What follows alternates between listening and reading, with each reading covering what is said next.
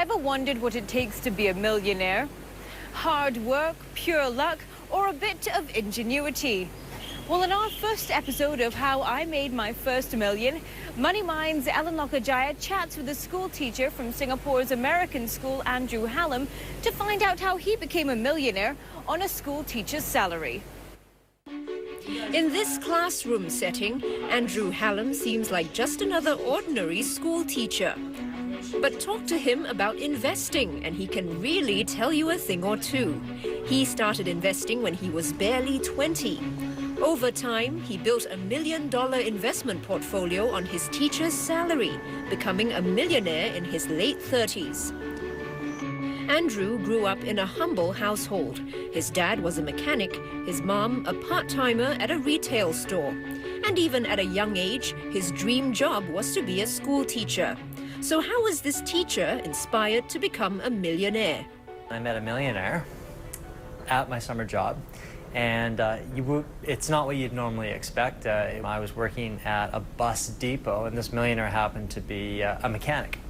So he inspired me because he said, you could choose to do whatever job it is you want to do. He said to me, if you learn to actually manage money, you can actually become wealthy even on a middle-class salary. So he was the impetus for the beginning of my journey. How old were you when you earned your first million? I guess I was about 37, I think, and I'm 41 now.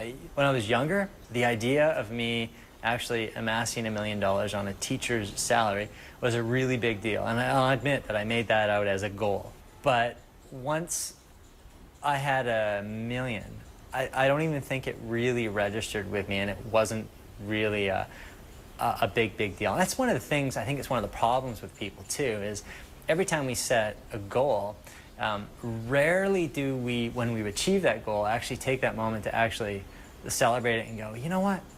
I did it. Most of us just end up raising the bar higher. For me, it was entirely different. I didn't raise the bar higher. An avid reader, Andrew has read over 700 investment books, and he found that although many of the books were meant for novice investors, they were difficult to understand. So he decided to write his own investment book, Millionaire Teacher, The 9 Rules of Wealth You Should Learn in School. In the book, Andrew talks about his own investment strategies and how it helped him earn his first million. Currently, he also writes for Canadian magazines and for Canada's national paper, the Globe and Mail. What were some of your biggest investment mistakes? I had a friend who told me about this investment deal. And he said, look, I've met this guy who has promised to pay 54% per year as a guarantee. And I said, there's no way. There's no way that anyone can actually pay that kind of interest. It's just not, it's not sustainable. Then in the 3rd year, he'd actually made some profits. Then in the 4th year, he started traveling the world on his profits. And at that point, he was making about $50,000 a year just in interest. So he's traveling around. It was probably the 6th year of him doing this that finally it started to get to me. I started to think, this might be real. Now, I'd met the founder of the company, and it did sound legitimate, and still I was really cautious. When I eventually got in, what ended up, as it determined, eventually it ended up that it was a Ponzi scheme for the most part. So eventually I put $7,000 into this investment thing, and it didn't take long before the money completely evaporated. So how did your investment mistakes kind of shape your investment philosophy? If you look at the mistake that I did make in chasing this Ponzi scheme, right? And I essentially chased what you could consider a rising asset class. And most people make really similar mistakes. I look at it as, it's like watching a bunch of 4-year-olds play football. If you watch 4-year-olds play football, like this is how most people invest. The entire team chases the ball. Like nobody is diversified across the field.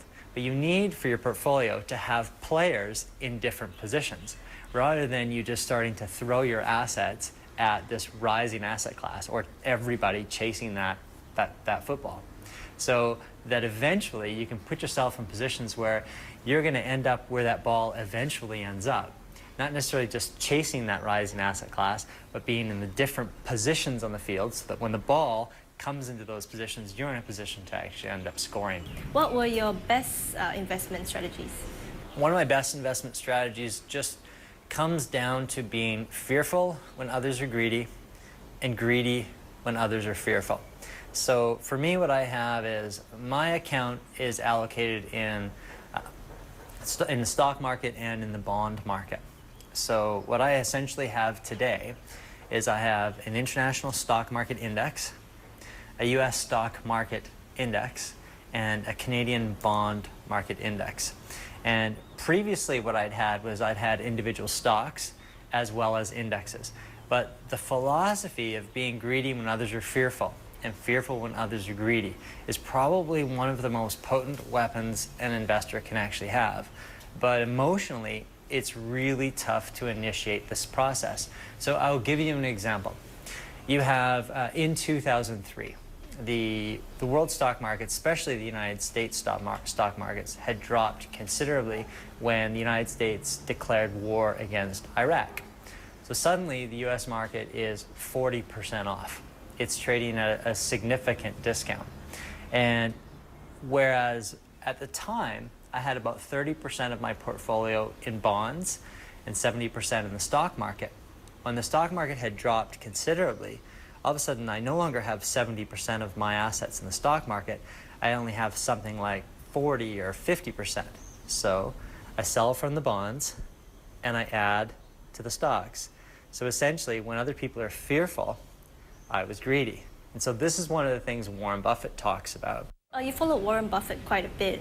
Can you tell me about the postcard that you wrote him? I was actually talking to my students a number of years ago, and I said, you know, as we get older, when we're young, we think we can do anything. And then as we get older, we often start to limit ourselves because people tell us that we can't do this or we can't do that. And the students ask me, well, what do you want to do? What is it that you want to do that you've sort of decided that you can't? And I thought about it. I said, geez, you guys, you know, you're right. You're right. I wanted to meet Warren Buffett.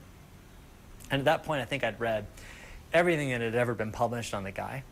And I wrote on the postcard that I was coming to the annual general meeting for Berkshire Hathaway, that I really didn't know anybody in Omaha, Nebraska, which is where he lives and works. And so I said, you know, hotel prices are a bit steep, and doesn't look like there's a youth hostel in Omaha. So perhaps, if you don't mind, I could sleep in your garage, you know, shove a few cases of Pepsi or Coca-Cola aside, sleep between your Coca-Cola cans and the lawnmower, lay down my pad, and I'm good to go for the weekend. I sent the postcard, and off to Omaha it went. And it wasn't all that long later, it was probably about a week later, where I got an email from a woman who worked for the Wall Street Journal. And Warren Buffett had really liked the postcard and did receive it, passed it on to the woman who worked for the Wall Street Journal, and she said to me, hey, would you mind if we write a little story about it? And long story short, I actually ended up meeting Warren Buffett, and we had a bit of a chuckle over this whole thing, and it was a good laugh, and it was a good lesson for my students too. And since that time, it's actually been kind of cool because he knows who I am now. He knows that I'd written the book Millionaire Teacher, and if I write him, he generally writes me back. So he's a pretty down-to-earth guy. Don't forget to catch part 2 of Andrew Hallam's story, where I find out whether surviving cancer has changed his investment philosophy and why he's content to remain a school teacher. Well, that's our show for this week. If you have any questions or comments, you'll find us at channelnewsasia.com/moneymind. You'll also find us on Facebook. Well, thanks for watching, and we'll see you next week.